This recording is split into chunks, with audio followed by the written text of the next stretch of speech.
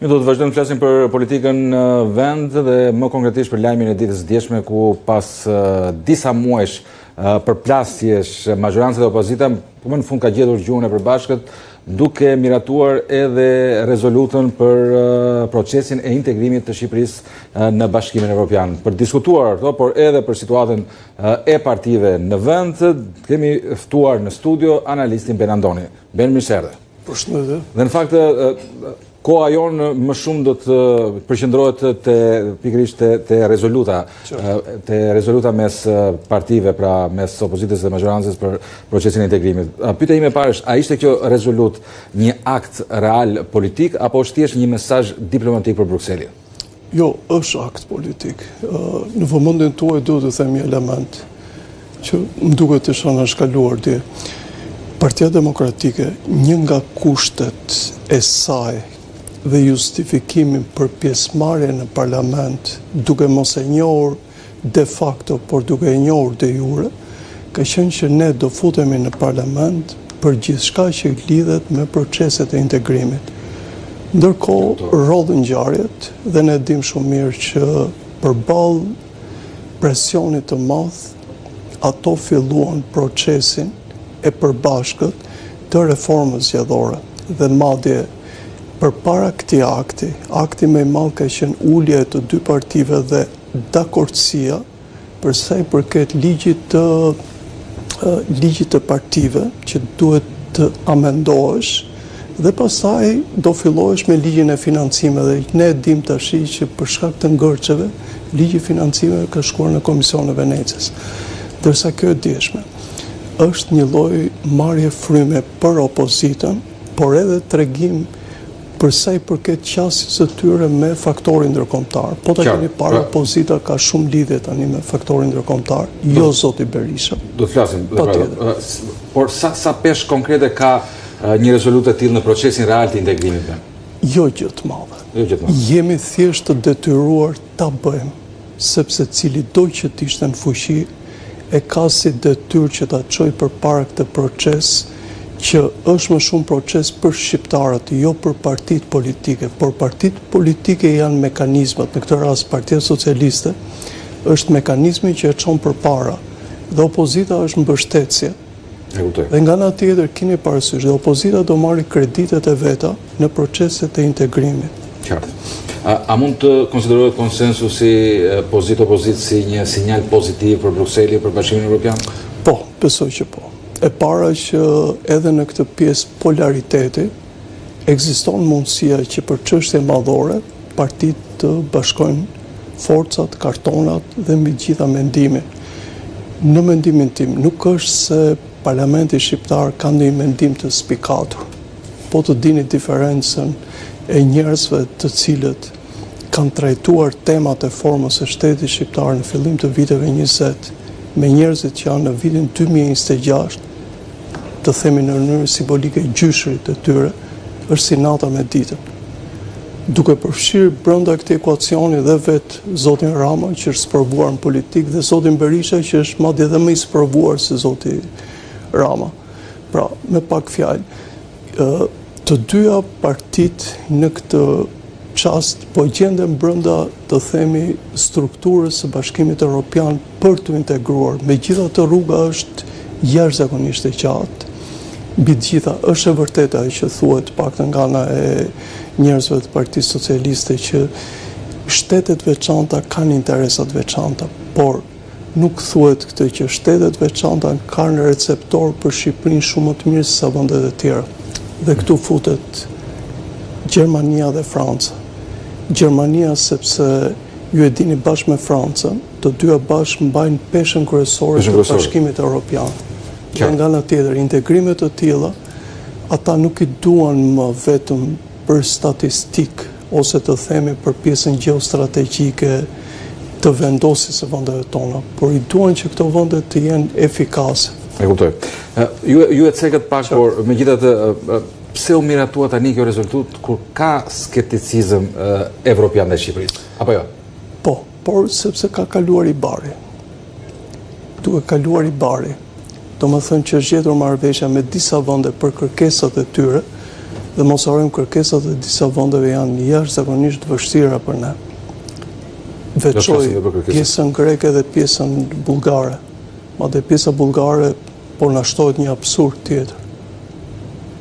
Dhe pastaj vendet e tjera. Për t'u kujtuar edhe teleshikuesve për gjithë ata që nuk kanë ndjeni. T'ju them, përpara luftës dytë botërore, Shqipëria gjithsesi ka pas një politikë me minoritete dhe minoriteti bullgar në atë kohë zinte një peshë beagit madhe, sepse edhe pjesa që tani rreshtohet ke pjesa të themi e Maqedonisë Veriut dhe janë komunat e Pustecit dhe këto llogariteshin brenda kësaj, por është pjesa e Gollobordës, është pjesa e Gorës. Minoriteti bullgar janë minoritet. Gorën quhet minoritet linguistik. Siç është Imara minoritet linguistik grek dhe këtu për shembull e keni parasysh si ngatrohet problemi i Imarës, sepse kur thua minoritet të hidhen me njëherë pseudo-nacionalistët dhe ti kur I thua që Shqipëria me konventën kuadër e njeh si minoritet linguistik. Kështu është çështja e Gorës. Çështja e Gorës pak shumë e ndërlikuar. Por është e vërtet një fakt, dhe mua më vjen mirë që ju po më pyesni, në disa fshatra të Gorës, dhe për shembull, unë nuk e di djenin tuaj gjeografike për të, por është një komunë përballë Shishtavecit, komuna e Zapotit, shumë e lartë, shumë e varfër. Pak a shumë aty ku janë dhe në vitët drejt, pra me ta janë dhe goranët e Kosovës. Po janë bashkë, është një zonë. Është një zonë. Është një trev. Nëse keni parasysh ajo pjesa e Kosovës që futet mes Shqipërisë dhe Maqedonisë së Veriut. Dhe në disa fshatra gjuhëtarët bullgar kanë gjetur rudiment të bullgarishtes mesjetare, që ka vlerë të jashtëzakonshme. Është e njëjta gjë si kërkimet që bëjmë ne me fshatrat e Kalabrisë. E kuptoj. Dhe kuptoni rëndësinë shumë madhe. Dhe tani ata kërkojnë status më të avancuar të këtyre, që Shqipëria patjetër që ka dhënë. Shishtaveci ka pas gjithmonë. Zapoti ka pas pak vështirë. Komunat e tjera pastaj është problemi I Maqedonisë dhe gjithë tensioni Maqedoni e Bullgari përcillet edhe në Shqipëri. Ndërkohë që Shqipëria, ju e thatë shumë mirë, ka probleme shumë më të mëdha se sa këto. Dhe pikërisht ndalemi te problemet e mëdha përveç këtyre, pra përveç këtyre kërkesat e tjera, pra a është korrupsioni sot pengesa kryesore e Shqipërisë për integrimin në raport me Bashkimin Evropian, pra për integrimin? Absolutisht. Absolutisht. Ajo mbetet thembra e Akilit. Por kjo është pjesa pasojës. Pjesa shkakut është pjesa e mentalitetit. Që neve themi, ne dhe Kosova jemi në avangard të integrimeve europiane. Kosova sot, Zoti Kurti e theksoi që Kosova ishte një nga vendet më të avancuara, por Shqipëria është akoma më e avancuar për proceset e integrimit, përsa i përket qasjes publikut. Dhe po ta shikoni me kujdes, të dyja vendet tona vërtet duan që të futen, por pjesa e mentalitetit është shumë larg. Dhe për shembull në atë që zbulohet është, ju e dini shumë mirë, është korrupsioni, është politika e të fortit, është qëndrimi ndaj pronës private dhe pronës publike, që ne shikojmë çfarë po ndodh me kadastrën, shikojmë çfarë po ndodh me pronat. Të gjitha këto janë shkaqet, të tjerat janë pasojat. Sa problematik perceptohet në Bruksel raporti I qeverisë me drejtsinë? Besoj që bajagi I madh, për arsyeën e vetme që referimi që ka dalë në ditët e fundit e stokut për 150.000 dosjesh mbështetet në analizë sasiore. Dhe analiza sasiore paraprin metodika për sa I përket këtij qëndrimi. Dhe ti mund të thuash që kam ish presidentin e vendit, kryetarin e bashkisë, ish ministrin e shëndetësisë, ish ministrin e mjedisit dhe tjerë, por ti ke 150.000 dosje që të flenë. Dhe kjo të regon që problemet e tua me drejtësinë lënë shumë për të dëshiruar. Ndërkohë që një pjesë e njerëzve që kanë ngelur në vetin, ju e dini që kanë apeluar në gjykata të tjera ndërkombëtare. Dhe besoj që ky problem shikohet, duhet shumë e vështirë për Shqipërinë. Mungesa e standardeve demokratike dhe llogaridhënies, a e penalizon Shqipërinë? Po, besoj që po. Dhe kjo shikohet paktën nga problemi me zgjedhjet, problemi shumë i madh i administratës dhe njëjtësimit të partisë me shtetin. Po ta keni parë me kujdes, gjithçka tashmë ka imazhin e zotit Rama. Ministrat e tjerë janë thjesht zjatime dhe ti për shkak nuk shef autoritete në fushat respektive, i cili të ketë qëndrimin dhe të diktoj, jo të diktoj mbi kryeministin, po të diktoj në fushën e tij, të parashtroj në fushën e tij. Unë besoj gjitha këto shikojnë mirë nga Brukseli, shikojnë mirë statistikat, mos harroni këto statistikat që e banka, sepse banka i përditëson më shumë dhe indikatorët ekonomikë që neve i përditësojmë më pak janë ato të cilat e tregojnë Shqipërinë ashtu siç është. Qartë. Ben, aderimi në NATO i Shqipërisë, besoj se bjem dakord që ishte vullnet politik i fuqive të mëdha për të patur pra një qasje tjetër në mesdhe, për situatën pra në mesdhe, më shumë pra se sa një zgjidhje teknike e ushtrisë tonë, apo pyetja ime është, a është vonesa e procesit të integrimit më shumë një problem teknik apo vullneti politik? Unë besoj që Shqipëria ka qenë e paprigatitur. Pati një moment të themi lëshimit të jashtëzakonshëm dhe ju e dini Shqipëria ka qenë në avangard për integrimit në kohën e zotit Berisha si president i vendit në vitin 96. Dhe në atë kohë Shqipëria ka pas një lulëzim fals për shkak të firmave piramidale, por zgjedhjet i vënë dërmën gjithçka. Edhe ato që ndodhën 2 vite më vonë, që për fatin e keq përkuan me genocidin në Kosovë, e kthyen procesin jo nga fillimi, po nga para fillimit, nga gjendje parake. Dhe në këto moment Shqipëria ka bërë hapa të jashtëzakonshëm, dhe këto hapa duhet të jenë krenare edhe nga ana e Partisë Demokratike që është në opozitë, po dhe nga Partia Socialiste që për hir të vërtetës, për sa i përket procesit burokratik është rritur jashtëzakonisht. Por ka pasur një fatmë në vitet e fundit, procesi dokumentacionit që për Polonin, Hungarin, Çekin ka qenë strapatsues, është koha që ne përdorim inteligjencën artificiale. Dhe kjo të lehtëson jashtëzakonisht për pjesën burokratike. Sa asaj që i ndodhi pikërisht këtyre 3 shteteve. Këtyre 3 shtete. Me vite të tëra, duhet të thosë. Me vite të tëra, duke përballur çdo kapitull, duke u përballur me formulime specifike të kapitullit, sepse gjuha e Brukselit është një gjuhë jashtëzakonisht e trunjtë, dhe kjo është ajo që edhe ne gazetarët duhet përgatitemi në të ardhmen. Do flasim me retorik krejt tjetër, jo retorikën e tanishme. Qartë. Sa ndikim kanë raportet dhe sinjalet që vinë nga Parlamenti Evropian? Parlamenti Evropian është përplasje shumë e madhe, ju e dini, disa grupimeve. Janë të djathtët, janë të majtët, janë të gjelbrit. Ajo një farë mënyrë tregon në formë flugëri se nga shkon era e gjendjes politike në Europë. Dhe më shumë se sa kjo, ti aty shikon qëndrimin politik të kaut përsa i përket vendit tonë. Në këto momente neve kemi sens pozitiv. Dhe unë besoj që u është bërë shumë mirë nga socialistët ky bashkëpunim edhe me Partinë Demokratike, sepse Partia Demokratike e ka mbështetjen e partive të djathta, paçka se ata i shikojnë ngërçin e tyre, shikojnë problematikat e tyre, i shikojnë çfarë gjendje janë, por megjithatë simbolika e tyre është një simbolik e mirë. Dhe unë besoj edhe mendjet të thellta ke Partia Demokratike kanë kuptuar këtë trend, sepse mos u çuditni, ne nuk dim ç'a ndodhi nga viti kaluar deri këtë vit, e kam fjalën me ndryshimet pa imagjinueshme. Nuk është çuditë që të jetë Partia Demokratike që ta presi shëritin mund të jetë. Pse çështja e përfshirjes së opozitës është kthyer në shqetësim për institucionet evropiane? Po sepse është polarizimi shumë i madh. Dhe ky polarizim, po ta shikoni me kujdes, ka hequr debate për shumë çështje të brendshme të vendit. Për shembull, unë këtu i vë faj edhe komunitetit tonë. Një masë të madhe, ne merremi me ngërçet politike, ndërkohë që mund të merreshim me problemet e vendit, që janë probleme që i kalojnë partitë.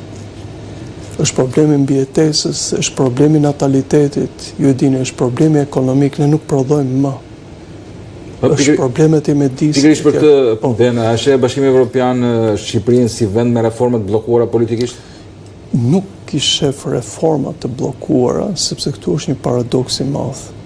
Burokracia ecën, por ata po ta shikoni me kujdes po kërkojnë që formulimi i ligjeve të shkojë realisht me zbatimin e tyre.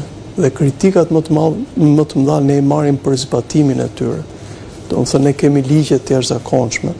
Parlamenti jonë prodhon ligje, po një pjesë e njerëzve që janë në parlament nuk e din çfarë ligjesh votojnë. Absolutisht. Këto mund të jenë tema shumë të mira për ne. Një pjesë e tyre nga niveli, nga kultura dhe mbi gjitha predispozitat që kanë, nuk kuptojnë ligjet që miratojnë. Prandaj unë çuditem për shembull si nuk ka zëra ke Partia Demokratike specifik që për ligjet caktuara të ngrenë zërin dhe të bëjnë fjalime publike. Ose ke Partia Socialiste përveç zotit Braça dhe pak tjerëve që në momentet caktuara të ngrenë zërin për çështje që interesojnë vendit. Po thjesht miratojnë ligje për ligje. Qartë, më bërë përshtypja ajo që thatë ju që mund të ketë, mos u çuditni nëse do të jetë opozita ajo që do të presë qeritjen e inaugurimit. A mund të ketë pasoja konkrete pra politike nga ngecja e procesit të integrimit? Unë mendoj që më shumë janë të varur nga faktori jashtëm. Çfarë shikoj dhe që ndjej shqetësim është armatosja e Ballkanit. Dhe kjo armatosje do ketë një cak. Ku shikoj Serbinë që po ngre narrativa që ne Kroacia dhe Kosova duam të sulmojmë dhe ata ndërkohë po armatosen frikshëm, ti shikon që ne vazhdimisht mund të gjendemi në këtë. Dhe në ditët e fundit kemi pasur një lajm që kene duket si u s'ka bërë përshtypje, po administratori ose guvernatori Bosnjës ka dhënë dorëheqjen, ka qenë njeriu i cili po ta ndiqnin me kujdes, jo vetëm është përballë me zotin Dodik, po dhe me tjerët në Bosnjë, por një gjerman i kuruar, e kur erdhi momenti pa që ky shtet është zor që të ketë të ardhme. Jetëgjatësi pra. Dhe në qoftë se keni parasysh mund të ndodhi diçka në Bosnjë, do jetë pastaj reakcion zinxhir. Pse? Sepse dhe Malizi që duket vendi më i kuruar dhe që mund të jetë në prag, tash për shembull në prag të 20 vjetorit është para krizave shumë të mëdha. Dhe po kalojnë nga mosionja e Kosovës, nga përballja me Serbinë, e tjera. Gjitha këto po ju them që mund ta çekuilibrojnë Ballkanin dhe problemet tona që janë probleme shumë tepër se sa gjithë Europa, ndërkohë që ne jemi më të papërfillshmit në Europë, mund ta sjellë vonesën e procesit. Prandaj po them që mund të ndodhi që kjo opozitë të ketë momentin që të presi shirit. Qartë, pra mund të jenë këto ngjarje të tjera në vonimin e procesit, por nuk është për shembull lufta kundër korrupsionit kriteri bazë për fatin që do të vendos fatin e negociatave? Jo vetëm ajo. Jo vetëm ajo? Jo vetëm ajo, sepse ke sistemin e drejtësisë, ke sistemin e pronës. Prona është kapitalizmi. Dhe pa pasur pronën e rregulluar, që ne të dy e dim shumë mirë, është i pamundur në këto kushte. Keni parasysh, ne kemi Partinë Republikane që nuk e bën kaos të vetëm pronën. Ose për shembull Partia Demokratike le ta bënte kaos të vetëm pronën, me që e ka futur Partinë Republikane brenda. Dhe të thoshte që unë do rregulloj, ose unë do bëj këtë. Dhe unë mendoj që janë disa probleme që Shqipëria duhet të kalojë dhe me mentalitetin, me predispozitën dhe me nivelet që ne po paraqesim në legjislaturë, ju keni qenë gazetar prej disa vitesh dhe ju e keni parë evoluimin e politikës tonë. Legjislaturat po vinë gjithmonë më shumë duke u dobësuar dhe është e pamundur me të klasë politike që ne të dy të presim befas një legjislaturë që të jetë brillante. Askush nuk i do politikanët të cilët të jenë mendje hapur në vendin tonë. Pra, Bashkimi Evropian po kërkon rezultate konkrete dhe jo vetëm premtime nga Tirana. Po shikon dhe po do realisht që rezultatet të jenë konkrete të prekshme dhe ata i shikojnë me frymën tek njerëzit dhe kanë indikatorë të shumtë që e tregojnë këtë. Qartë. A rrezikon Shqipëria të humbas atë momentumin europian për shkak të krizës së brendshme politike? Jo, Shqipëria besoj që do e kaloj atë, sepse Bashkimi Evropian po mbyll syt për sa i përket krizës së brendshme dhe kjo quhet në një farë mënyre, kjo quhet aspekti demokracisë. Për shembull, siç po ndodh kriza në Kosovë, dhe justifikimi është po tek e fundit është demokraci. Pa çka se në të dy dim shumë mirë që një shtet që s'ka bërë as çarek shekulli, është luks të bëjë atë që po bën Bullgaria, që bëri 8 zgjedhje. Qartë. Për Kosovë është luks. Megjithatë, po ta shikoni me kujdes në racion, ka zëra në Bruksel që thonë, po megjithatë kjo është demokraci. Qartë. Dhe është demokraci në fakt. Për ta mbyllur këtë temë, pas kësaj rezolute, çfarë duhet të ndodh konkretisht që Bashkimi Evropian ta konsiderojë Shqipërinë serioze në rrugën drejt antarësimit? Unë besoj që në kapitujt që do merren në shqyrtim, unë nuk e di tani cili kapitull në moment do merret në shqyrtim, ata do shikojnë realisht se si do jetë zbatimi. Dhe unë besoj që krahasimi do bëhet me Malin e Zi, sepse Mali i Zi deri në fund të vitit ka premtuar të mbyllë 10 kapituj. Dhe duke bërë këtë pjesë krahasimtare me vendin ton, unë besoj që ky do jetë ai caku i modalitetit se si ata do shohin Shqipërinë. Për shembull, një gjë që mua më shkon ndërmend është për shembull sa do t'rregoj Shqipëria që do ngrej struktura që të zvogloj stokun e dosjeve. Sa Shqipëria për shembull në sistemin e drejtësisë do i ruhet tyre ngërçeve që po bëjnë qesharake tani këto vakancat nëpër strukturat e ndryshme. Qartë. Jemi në pyetjen e fundit, do doja të dija një mendim nga ju edhe për atë, pasi ne folëm pra që rezoluta, bashkëpunimi, konsensusi mes pozitës dhe opozitës, po vetë opozita si ndodhet në këto çaste, e kam fjalën edhe për zgjedhjet e ardhshme të Partisë Demokratike apo mënyra e protestave që vinë her pas here? Opozita është ratifikuar tani.